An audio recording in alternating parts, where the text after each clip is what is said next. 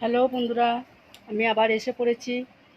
দেখো, আজকে আমাদের গাছের সজনে শাক হয়েছিল, সেই সজনে শাক তুলে নিয়ে এসেছি। সজনে শাকের রেসিপি করব, তোমরা দেখতে থাকো।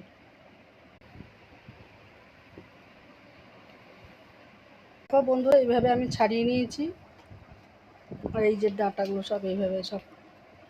দেখো, এটা সেদ্ধ বসিয়েছি, লঙ্কা দিয়ে একটু রসুন কুচি, পেঁয়াজ কুচি দিয়ে দিলাম। শাকটায় জল বেরোয় না, একটু জল দিয়ে দিলাম, একটু লবণ দিয়ে দিলাম। দেখো বন্ধুরা, আমার শাকটা সেদ্ধ হয়ে গেছে, আমার পেঁয়াজটা ভাজা ভাজা হয়ে গেছে। বেটে রাখা এটা দিয়ে দিলাম,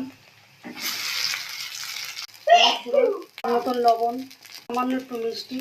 এটাকে ভাজা ভাজা করবো। তোমাদের এই রেসিপিটা যদি খেয়ে করে দেখবে, খুবই সুন্দর খেতে হয়, ভালো লাগে। একটা করে সাবস্ক্রাইব করো, লাইক করো, শেয়ার করো। আমার শাকটা রেডি হয়ে গেছে, তাহলে আমার কমপ্লিট।